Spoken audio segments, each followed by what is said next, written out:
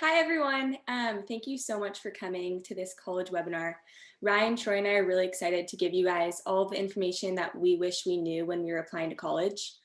First off, I just want to say that this is mainly targeted towards juniors. So if you are in a younger grade, we're really happy that you're here, but please don't freak out about all the information that we're going to throw at you tonight. You have plenty of time to figure it out. We've spent a lot of time and energy talking with seniors and brainstorming amongst ourselves in order to give you guys the best advice that we can. So in addition to this slideshow, we'll be sharing a packet with you guys that has more detailed information that we didn't necessarily go over during this webinar. So Ryan will drop the link in the chat right now to the packet. And then there's also going to be a couple other links that you guys will see in the chat dropped later. So if you have any questions along the way, you can private message them to Dobbins, or you can put them in the public chat, and we'll address them at the end of the slideshow. So, Ryan. Hi, everyone. My name is Ryann McTagg, and I'm going to be studying management consulting and neuroscience at the University of Notre Dame next year.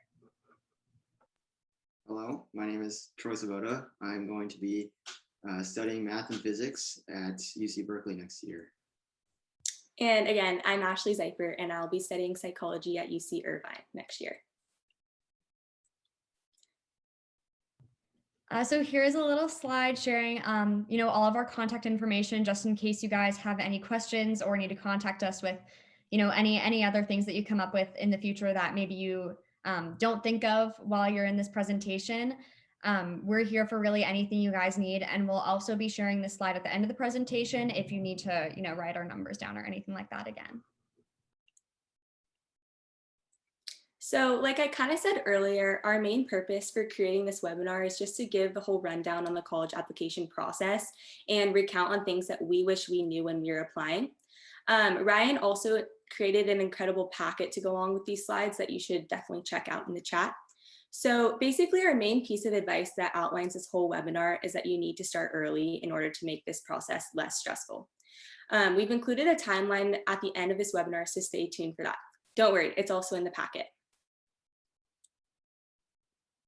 Okay, so sort of the big picture of what we're going to address tonight is really just outlining the specific college process. Like, we're going to kind of go through the details that you need for the application, what you need to send to colleges, and also, in addition to the more logistical things, some tips that we can provide for you guys so that it's not a huge rush, but you get everything in and it's all going to be great.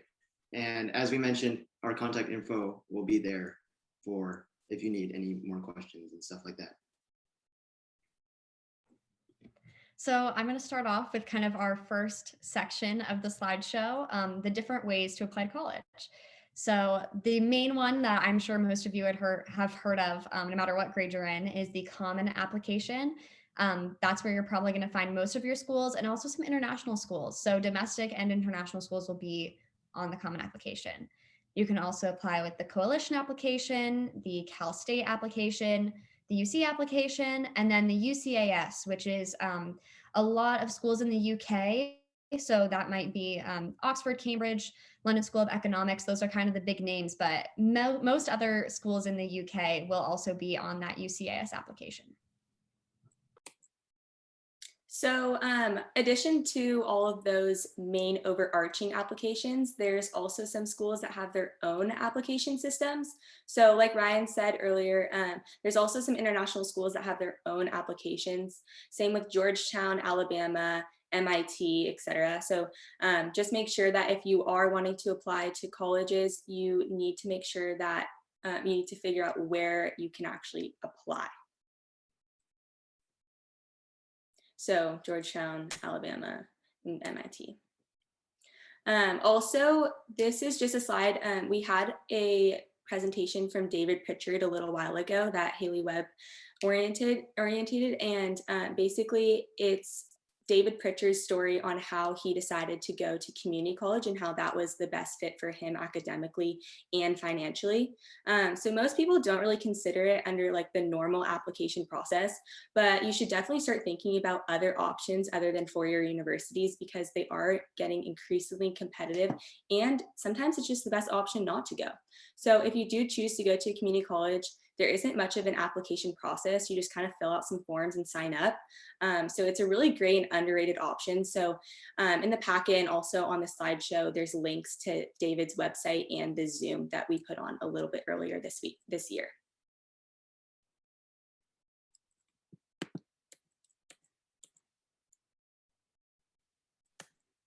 All right. So that was the overview as to how we can apply, and now the question becomes like, what are the things, like what are the components of the app that go into the application? And one of the things that I'm sure have made the news a lot recently, and is constantly changing. So whatever I say now is the information from today. Things could change down the road. So regarding standardized testing, so the two big ones are the ACT and the SAT.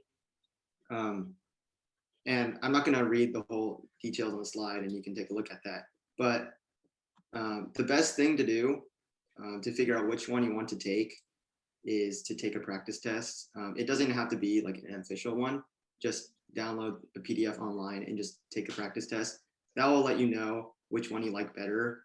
It's a lot easier than saying, oh, there's only 50 minutes of math on this one, so I would rather do that. Just don't worry about the specifics and just take a practice test, and you'll know which one you like better.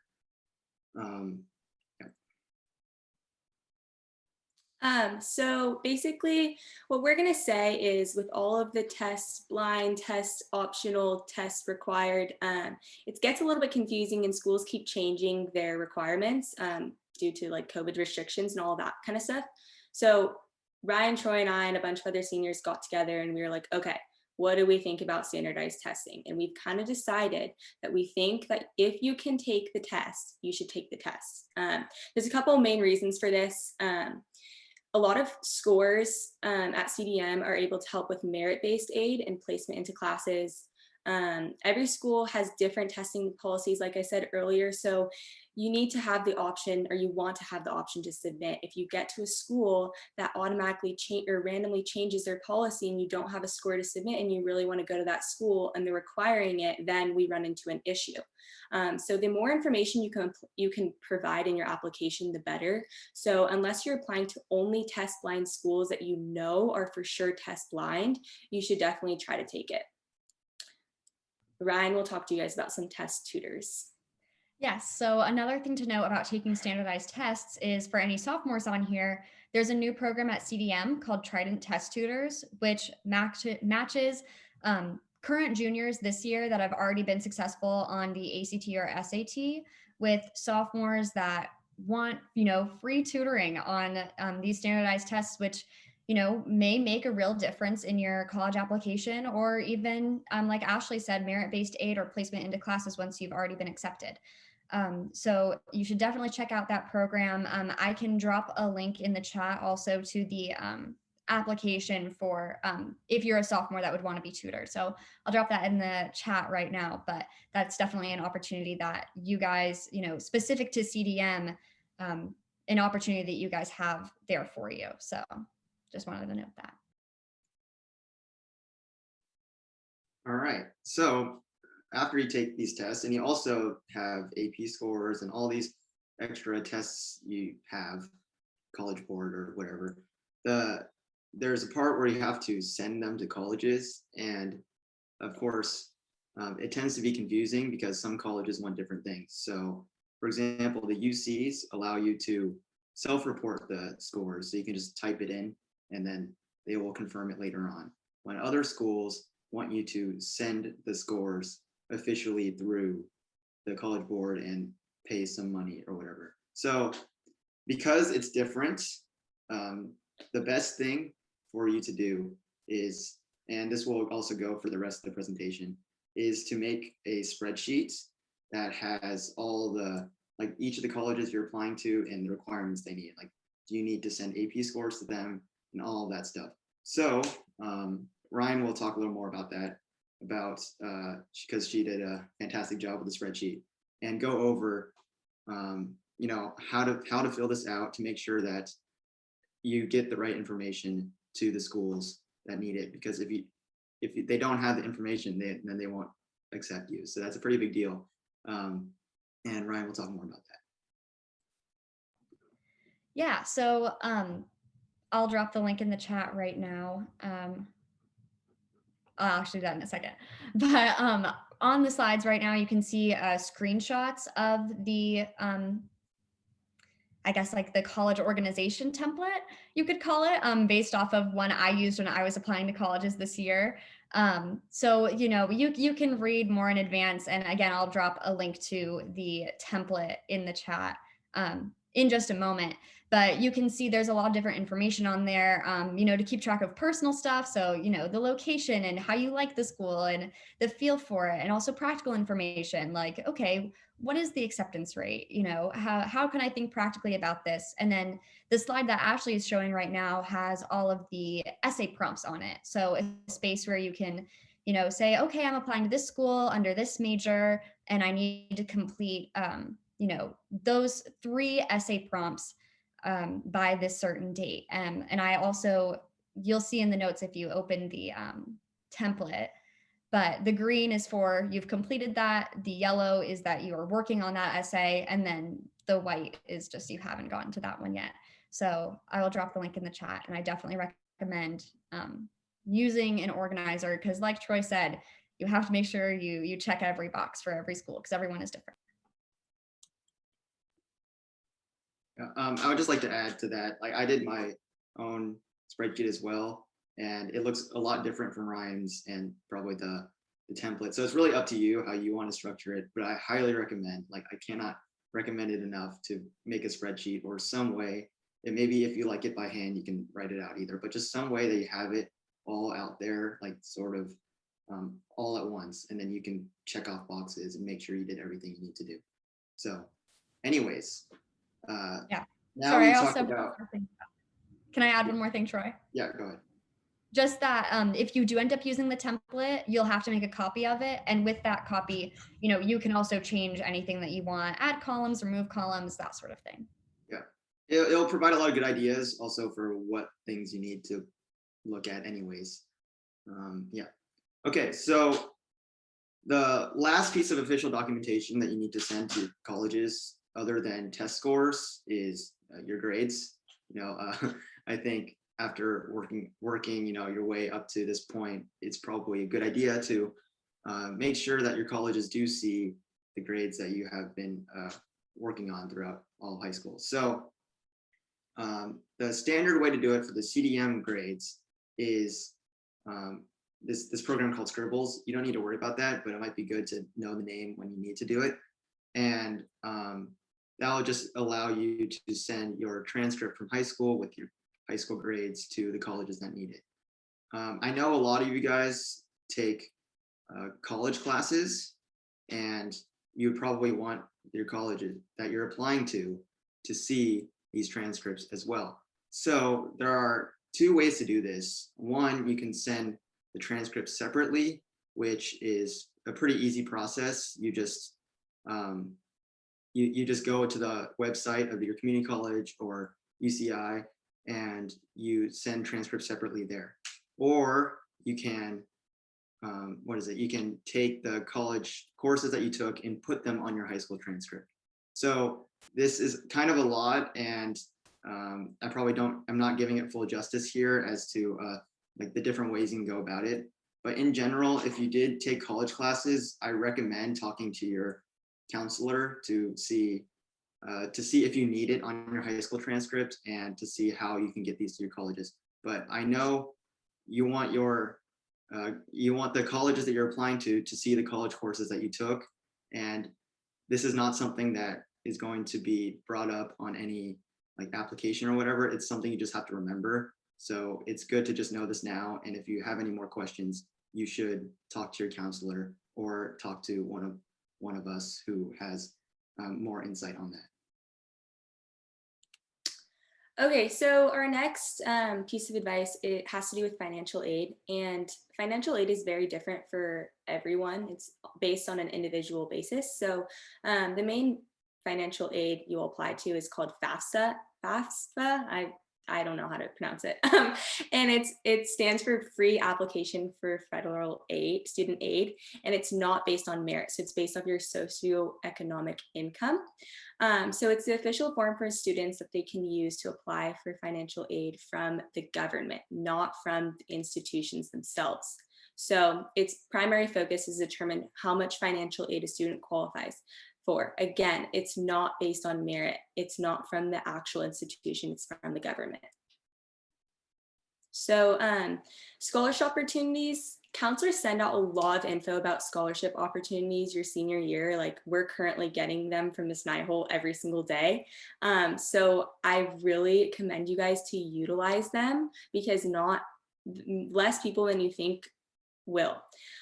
Going Mary is also a really great program to help you find scholarships. There's an app and then it's also a website on online. And there's so many scholarships that you can apply to through Going Mary or through other websites and other programs and stuff. So I definitely think you guys, like once you're done applying and all of that stuff and you give yourself a little bit of a break, then you can start looking into scholarship opportunities because they're definitely there.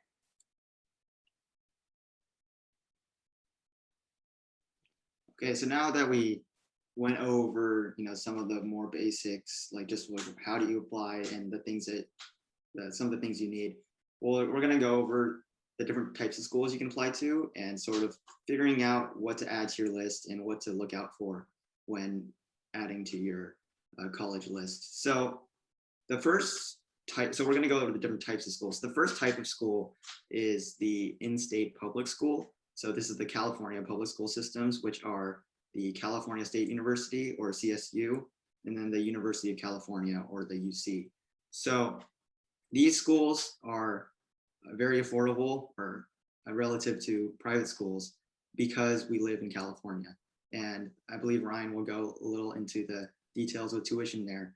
But I would highly recommend, even if you want to get out of California or all of that, I think if the financial situation demands it, I do think it's a good idea to apply to the state universities. And I am going to one, and so is Ashley. And I think there's a very wide range of options for the different California universities. So there you go. That is the in-state. And then Ryan can talk about the tuition. Yeah, first I'm going to get into the other type of school, which is out-of-state public schools. So out-of-state public schools, similar to in-state public schools, except that they are funded not by the California government, but by the government of whatever state that school is in. So, University of Michigan, the Michigan government is going to be supporting that. And again, I'll be going into tuition, but we do pay out-of-state tuition. So unfortunately for California residents, it's not going to be as affordable as our in-state public schools. So again, some examples are Michigan, the University of Washington or UW, and the University of Texas or UT. Oh, something else to note about out-of-state public schools as well is that sometimes they may have like deceptively high acceptance rates because most public schools accept a decent amount of students from their state. So for example, UNC Chapel Hill is required to take approximately 80% of their students from North Carolina. So that's just something to note when you're applying to these schools, that a lot of the kids there are going to be from that respective state. So now I'll be going into tuition. So as you can see on this chart, in your total for California resident totals, the undergraduate is approximately $14,000. And if you are a California resident, which I'd assume most of the people on here are, that's going to apply to us. And then for the non-resident totals, you'll see that's about 44,000 if I'm reading that correctly. And that is not for us unless you are not a California resident. So the green is us and the red is not. And here we have the University of Michigan. So again, as you can see for Michigan residents, the number is too small on my screen, but I bet the number for Michigan residents is a bit smaller and the non-residents is a bit larger. Again, the red is not us and the green is us.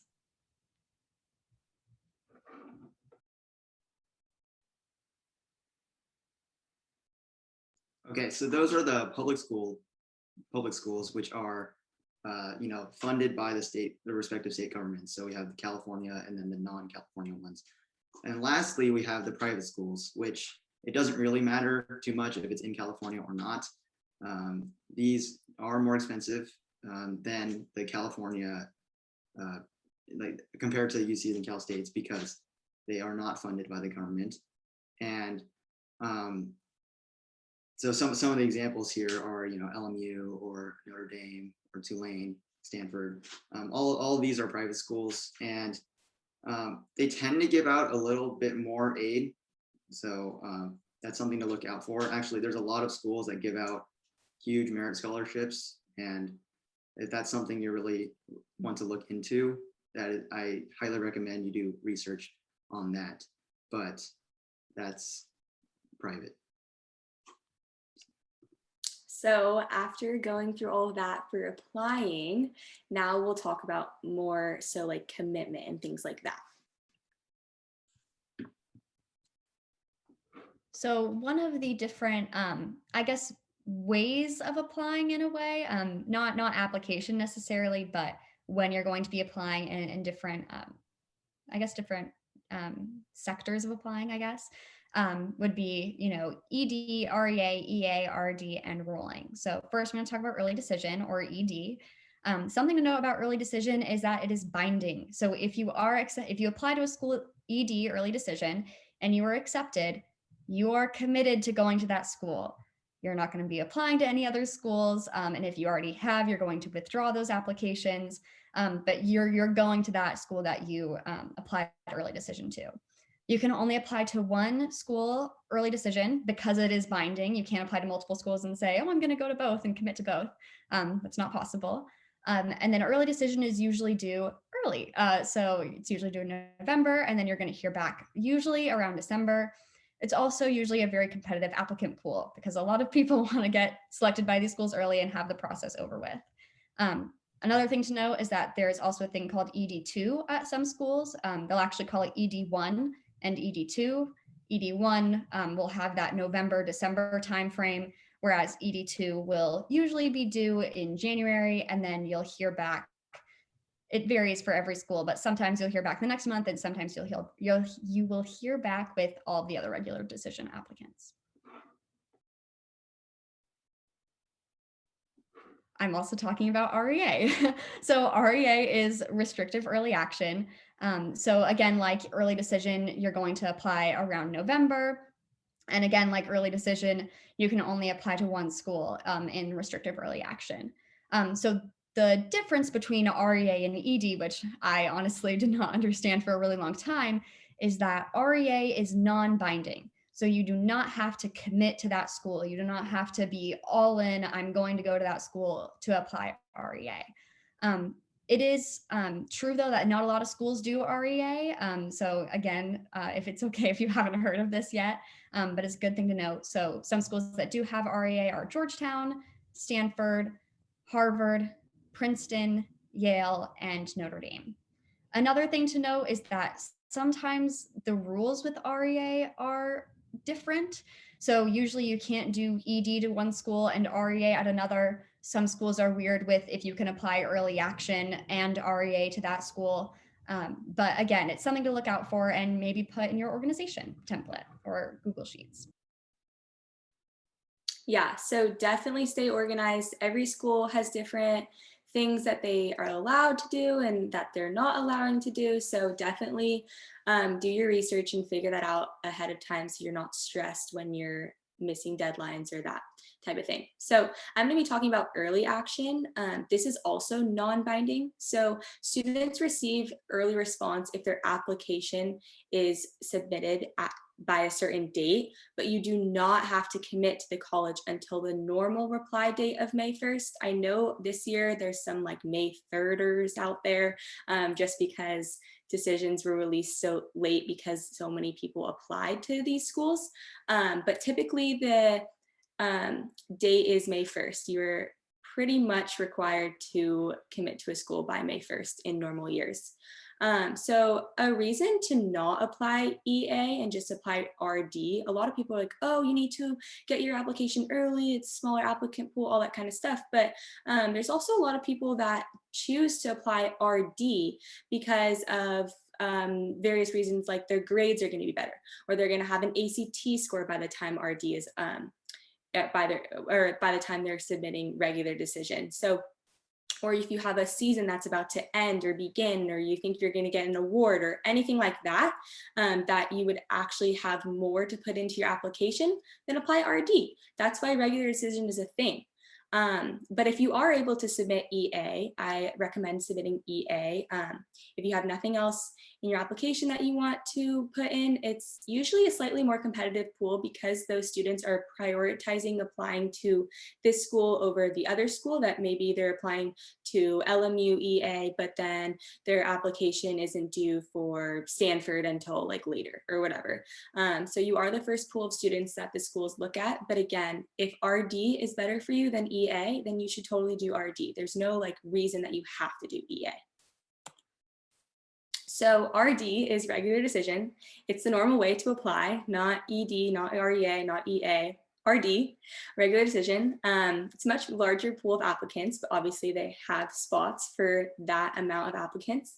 And then you'll likely hear back by April 1st, and then you can wait to commit until May 1st. So typically speaking, you'll have about a month to figure out where you want to go.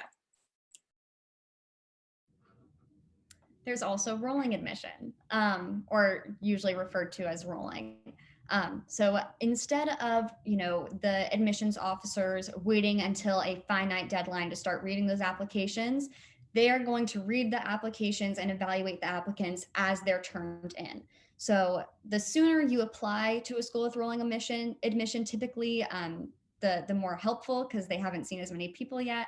And then the sooner you will hear back. And sometimes that's really reassuring to apply to a rolling school early, hear back, maybe get in, and just have one school out of the way that you've gotten into. Those applications typically open on September 1st. But again, if your app is going to be better in January, apply in January, don't apply in September. And that applies to, all ways of applying. And then the UCAS, the one we talked about earlier, for a lot of schools in the UK. So they have their totally own different system. So if you are going to be applying to any of those schools on the UCAS, the deadline, if you are going to be applying for medicine, dentistry, or veterinary studies, will be on October 15th. Or if you're applying to Oxford or Cambridge, October 15th is the deadline no matter what you're going to be studying. The general deadline for most other schools on the UCAS is January 15th. And then if you're going to be doing art or design, some schools will have their deadline actually be March 24th instead of that January 15th or October 15th for Oxford or Cambridge. But again, organization is key, and make sure you're doing your research on every single school, because all these schools have wacky deadlines and they do whatever they want. So. All right, so now we're gonna get into some of the more of the details regarding like the schedule for applying and more things you need to apply to college. So one of the first things you'll need to do is the counselor college packet, which is this packet that has a bunch of things that your counselor needs so that they can send information to colleges, because they also send a letter of rec, and they also send some school reports and all these other things. So you need to fill out the college packet so they know what colleges you're applying to, and so they can fill out this rec. And counselors will be sending out this information, so don't worry about this right now. And that is just something that you will need to do when the time comes. And the second thing that the counselors help arrange is one of the fantastic resources at CDM, which is a college essay workshop. So they bring in the counselors and some English teachers, and they read your essays and they provide one-on-one feedback. So that is extremely helpful. I cannot emphasize like enough how important it is to get other people to read your essays, especially people as knowledgeable as the English teachers here. So the counselors do have resources that they can provide for this process. So now we'll move on from counselors. They kind of deal with letters of rec as well as your teachers. So what you should do ahead of time is use Ryan's template, and you should look at how many teacher recommendations you need for each school before you ask your teachers to do them. Some schools require 1, some schools require 2, some schools you can submit up to 2. Just like the admission dates and everything else about the college process, every single college is different. So our little advice to you guys is to err on the side of caution. It's better to stay on the safe side and get more letters of rec than you need than to be scrambling last minute because you didn't get enough. Teachers will also get really annoyed with you if you're scrambling, and they're the ones that are writing your recommendations. So I highly recommend to ask enough teachers to write your recommendations. Another thing that you might want to consider is teachers in the subject area that you plan on majoring in. It's totally not required. It's just something to think about, that say you're majoring in math and your math teacher, you've had them for like 3 years and they know you really well, then maybe ask them for a letter of rec. That's the same thing with like the next bullet point is choosing teachers that know you best. So not necessarily the ones that gave you the best grade. You could have gotten a C in a class or a D or something like that, but your teacher knows that you tried really hard and they actually really respect you as a person. So that is our advice for letters of recommendation. Can I add 2 things there? Yeah. One, some schools want like 1 STEM, 1 humanities. So make sure you look at that too. And then second, when we say ask early, like ask before summer, like ask in the within the next month. That will help you in the long run. Oh wait, I just want to add one other thing. Ask them in writing also. Don't just go up to them when they're all like, especially right now, because teachers are crazy creating lesson plans and everything for us being back fully in person. So ask them in writing, follow up in like a month or 2 or whatever, put it on whatever application. I know you guys aren't using Naviance this year, I'm pretty sure. Is that what, Troy, is that what you said? They're not using Naviance? It's complicated. Okay, it's super complicated. So whatever you use, whether you use Naviance or you use a new system that is not determined at this point in time, make sure that your teachers know that they're writing your letters and that it's in writing. So now we're going to get into another big portion of the college applications, and this can sometimes be the most daunting. So we want to give you guys some information on essays. So you're going to be writing a lot of essays for your college applications, one of those being your personal statement, and then I'm sure you will write a variety of supplemental essays as well. So your personal statement is going to be about 650 words. I know the limit is 650 on the Common Application, not sure about other forms. And then your supplementals will usually be around 150 to 450 words. So, there's a difference there in the amount of text you're going to be giving these schools. Another difference between the personal statement and supplemental essays is that the personal statement, it's a little more open-ended. Again, at least with the Common Application, you'll be given a couple prompts to choose from that are, again, very open-ended, and you can go a lot of different places with them. Whereas supplementals will usually be more geared with more specific prompts that are asking a very certain thing of you. One of the big things, write your own essays. The AOs or admissions officers can tell if you don't. They've read a bajillion essays, if that's even a word, in their time being an admissions officer. And they know when a student writes their essays or when another adult writes them. So write your own essays. And it's also really rewarding and it'll make you a better writer. Another good thing or a good reminder is to spend time with all of the prompts. The more time that you spend looking at the prompts and looking at your ideas of what to write, the better ideas that you'll have, honestly, and the more you can get those creative juices flowing. Again, with supplementals, they may be, asking you a more specific question, but you can think outside of the box with that. And again, this is your time to showcase who you are. And so you really want to show the best, most authentic, most exciting version of yourself, honestly, to these admissions officers. So there are also a lot of brainstorming techniques that you can do. I'm sure if you look up college essay brainstorming techniques, a ton will pop up, but just some that I can think of right now are, the 5-minute exercise, where you take 5 minutes and you just write anything about yourself, about your life that applies to you, and see where you can use them in your essays.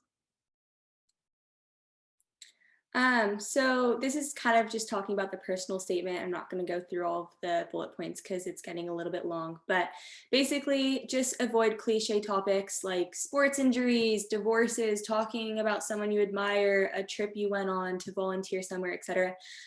You want to make it really, really unique. That's what's going to stand out to admissions officers. And and then you guys can read the rest of the stuff that's on this slide later.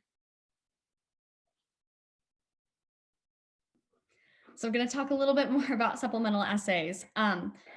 One thing to know is, I did say you're probably going to be writing a lot of supplemental essays. You can usually recycle, as I like to call it, whole or parts of essays, because usually colleges want to know similar things about you.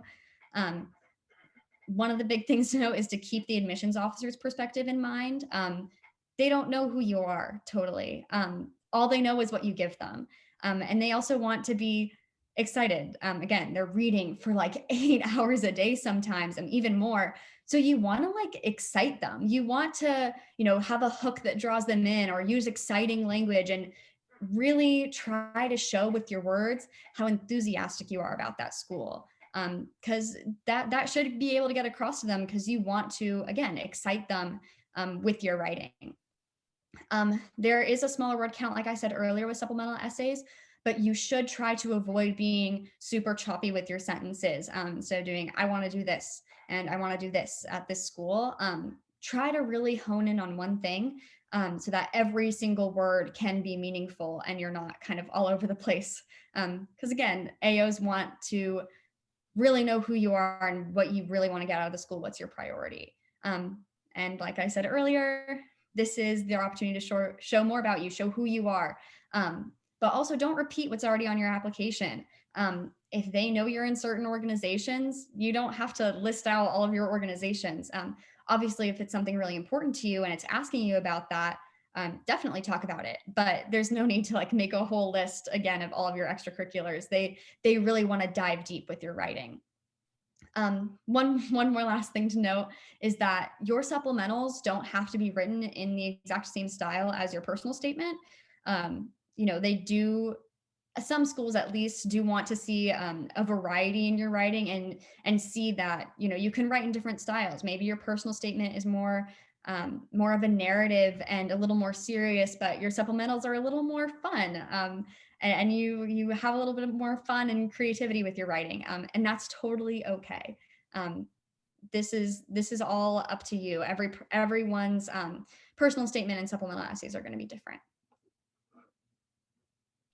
Okay, so we have reached the part in our webinar where we're going to talk about, basically, our whole thing has been what we wish we knew, but like more so information wise. This is just kind of like random blurbs of things we wish we knew. So words of wisdom from seniors from this year, myself, Ryan, Troy, and then just a bunch of other seniors. So first one is start as early as possible and work hard. Don't procrastinate. If you're not feeling it one day, don't do it. Don't waste your time and draw out this process over a super long amount of time. Like, sit down when your writing is going to be good. And if it's not, then don't worry about it. Don't stress. Do as much as you can over the summer, because that's the time that you're going to have. Remember, you guys are going back to school full in person next year, and you're going to have long days at school. You want to be able to not have to stress about all of your college essays. You're definitely going to have like some here and there. You're going to have to edit some or tweak a little bit. And then you also have to fill out your applications, but you want to have most of your writing done over the summer, so you're not stressed out during the school year. Also, early action and early decision deadlines come up really fast. So if you want to apply to them, plan out your summer accordingly. Make sure that you have time. You don't want to be scrambling the night before. Your application is just not going to be as good as it would be if you had time to prepare it.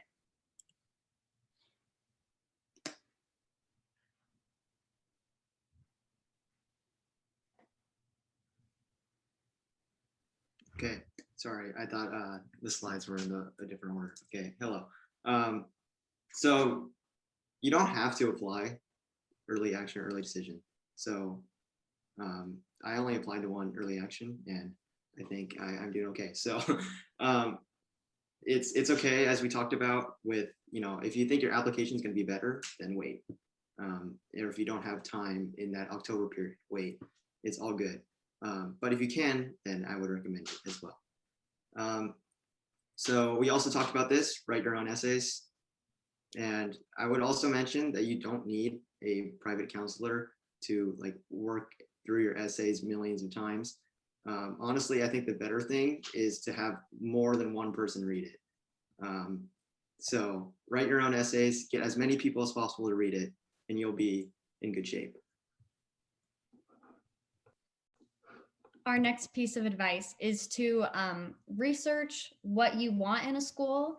And then when you're researching schools, try to find those things that you want.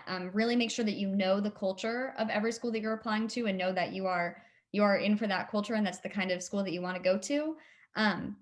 And every school that you apply to should fit into that category of, yes, I like the culture here. Yes, I would be willing to go. Not just willing, but you would be happy to go.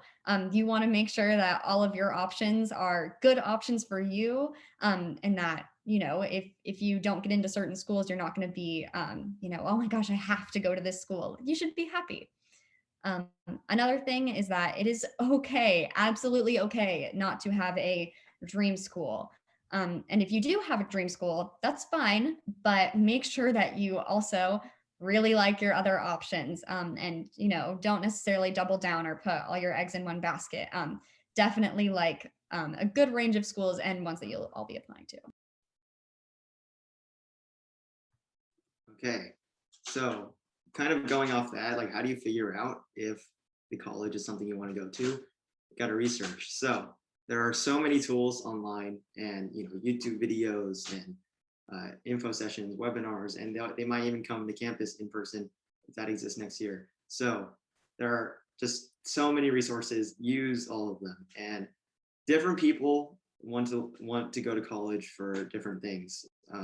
Maybe you're really, really into football and you want a really strong football team and really good culture there. Maybe there's this really one specific academic program, oh wow, they have a really good astrophysics program, I want to do that. Look around and figure out what you want, and that can take some time, and maybe you don't even know specifically, but as you do this research, you'll kind of figure out what you're drifting towards. So it's better than just going in saying, oh, I've heard of that school, I will apply. So do your research beforehand, and if you don't like the school, then that is less work for you. So I say it's a win either way. Okay, second thing is that, going off of that, and we've already talked about this as well, is that you really need to make sure that you're applying to colleges that you want to go to, and not what the brand name is, not what other people are telling you to go to, and not what your parents or your grandparents want you to go to. They're you are the one going, so make sure your list accurately reflects that. And as Ryan mentioned, and I will reiterate this because of how important it is, you need to be happy with every school that's on your list, because if it comes down to a single school and you don't like it, then that's a problem. So make sure you do your research and really make sure that that list is a solid list for you when you're applying.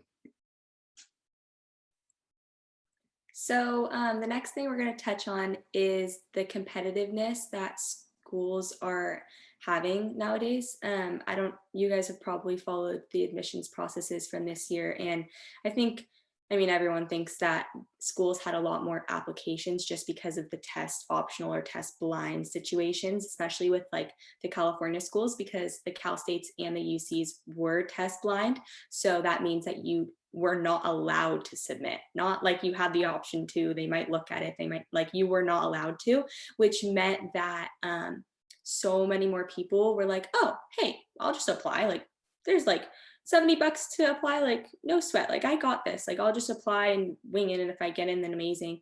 So that might be the case next year. And honestly, even if there are schools with testing policies that don't really affect it, more and more people are going to college every single year.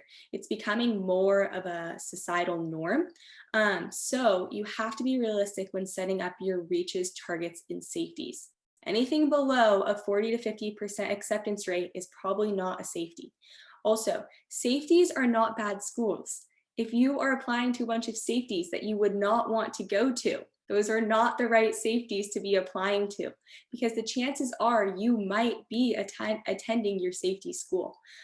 So there's a lot of people this year that thought they might get in other places and they didn't.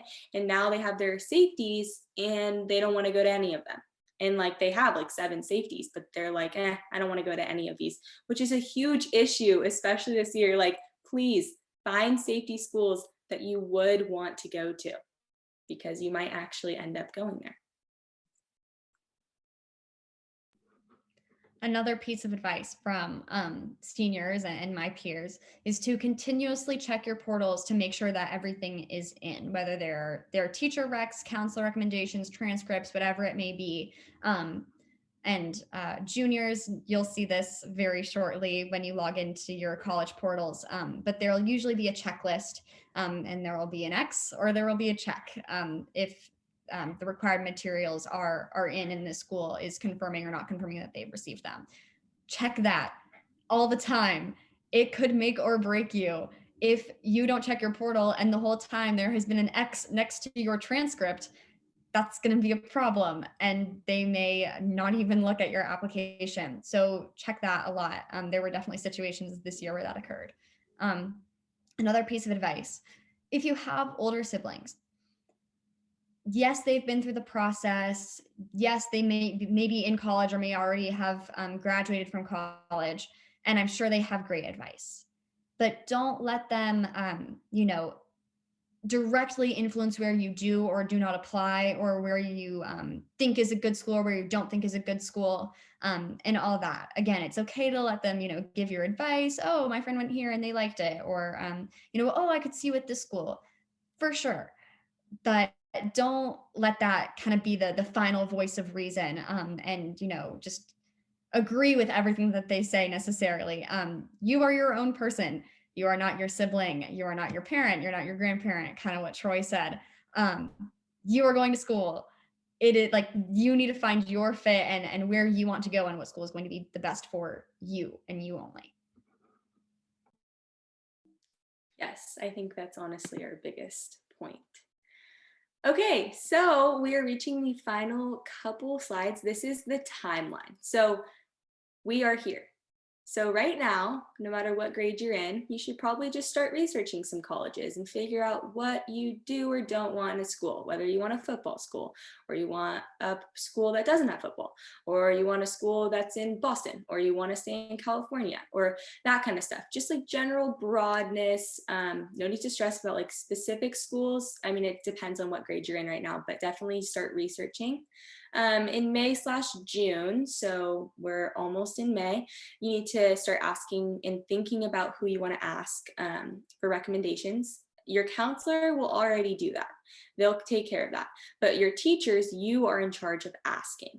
In July, you should probably think about finalizing your college list. And then in like July and August, start brainstorming and writing your essays. Again, summer is definitely the place to work on your essays the most. You do not want to be super stressed at the beginning of the school year. All right, now we're getting into a little deeper into the school year in September. This is, mainly for juniors and those really going through the application process. But remember your application due dates. Make sure you're staying on track. Make sure your earlier applications are going to be done earlier than your later applications. Definitely make sure you're staying on track. In October, some EA due dates are here. You may be submitting some EA applications in October, and make sure that you are prepared. And again, evaluate whether they are your best applications or if they may be better later. In November, you may have some ED or REA deadlines. So send out those applications, keep preparing for other applications. I would definitely recommend that. Make sure that you are working on applications if you don't get into that ED or REA school. Definitely do that. And then in December, you may be hearing back from an EA or REA or ED school. If you do get into one of those, remember to withdraw all of your other applications. This really affects other people, especially other people at CDM. Again, I'm going to repeat it. I implore you, withdraw your applications from other schools if you got in ED and you are committed, or maybe REA and you decide to commit, or EA and you decide to commit. Please withdraw your applications. You kind of have to. There are some schools that will revoke your acceptance and tell other schools, hey, this person didn't withdraw their applications. There are schools that do that. Definitely withdraw your applications if you are committed. And again, in December, if you don't get into that ED or REA, dream school, that's okay. It's all going to work out in the end. That's another thing to remember. All right, and then we're on the final stretch here. So January, that's when a lot of regular decision apps are due. It's a little deceptive because there's a lot that are January 1st, so this is basically a December thing, but there are some that are January 15th and even January 31st. So, and then February is just chilling out pretty much. There's also this one little thing where you have to send in your first semester grades to some schools. So just keep on the look for that, because if you don't, that could affect your application as well. And then, just keep on waiting. And then eventually around March, April, you'll hear back from the rest of your colleges, and then you'll eventually make a decision by May 1st. And that's where we're all at as seniors right now at this time. So there we go. So that is the conclusion of our slideshow. Ryan's going to drop the link to these slides in the chat. So we just want to say thank you guys for joining us. This was our first ever college webinar, so hopefully it will be a thing next year and the following years. Ryann, Troy, and I will not be at CDM. We will be at our colleges, but ASB is definitely going to take this up and make it an annual thing. So we're super excited for that. Like I said earlier, here's our contact information. Please feel free to reach out to us. We'd love to help you in any way we can. Or any seniors in ASB, even if we don't know the answer, we'll ask someone and we'll figure out the answer. We'll all stay on for a few minutes right now if you guys have any immediate questions that you'd like answered. But if you don't, thank you so much for coming and have a great rest of your night.